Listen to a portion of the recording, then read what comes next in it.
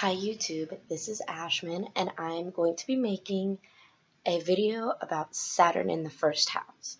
So, the reason why I'm doing Saturn in the first house is because I have this placement, but I will do planets in all the houses eventually. And this is my first video, so I know the quality might not be that good, but that's fine. And, okay, so Saturn in the first house. So, first off, the first house is all about self-expression, ego, things like that. Everything that identifies who you are and your body, how you present yourself. And Saturn is a planet of restriction. And it's a planet of like a long life lesson or a hard, strict parent planet. So having that in your first house makes you very, very hard on yourself. You're very self-conscious and self-aware. And you may have a difficulty expressing yourself just because you don't feel comfortable doing it because you're so worried about how it comes off and if you're doing it right. And you always want to succeed and be the best. So you don't want to express yourself unless you know that you're going to be the best or on the top. You're not okay with just expressing yourself just to express yourself. It's something you have to work on. If you have this placement, you should look at your sun, moon, and your rising sign and see what that is. So I have Saturn in the first house, but I'm a Capricorn rising. So that makes sense as to why I would come off so serious, because Saturn is such a serious planet. If you're not smiling, it's very likely that you're giving off like that bitch face, or you just look like your mind is just so focused. It's Saturn. You have Saturn in your first house. It's all about responsibility. It's all about restriction. And why I say responsibility is you may find it hard to put other people above yourself. You're very driven. You want to get to the end of your goal. You're very career driven. And setbacks make you feel very, very disappointed, very like you're not good enough if you don't succeed. So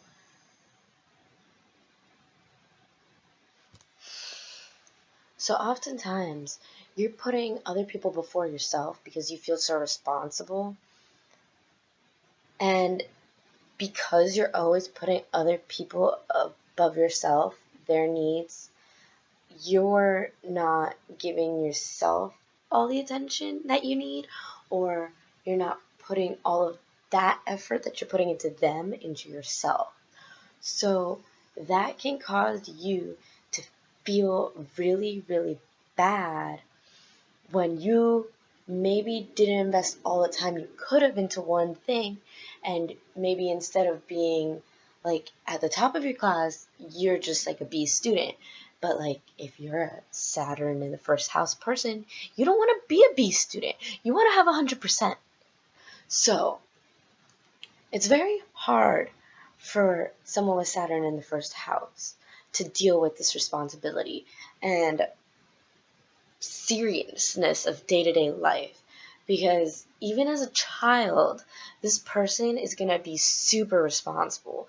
In my childhood growing up, I was 7 and 8 years older than my brother and sister, and so I was always taking care of them. My dad worked a lot and my stepmom was never around, so I was always responsible for somebody else from a young age, like the age of 10.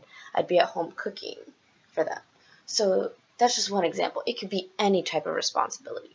Maybe you were just really, really responsible in your day-to-day life. You had a mom that like was more carefree and you kind of took care of her and made sure everything was taken care of in the house. Whatever it is, it's displayed since early on. It's not something that's just going to pop up later on.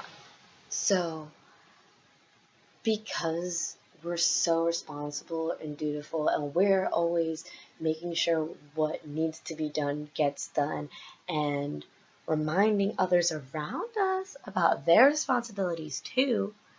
Um, Sometimes we fall into a depression.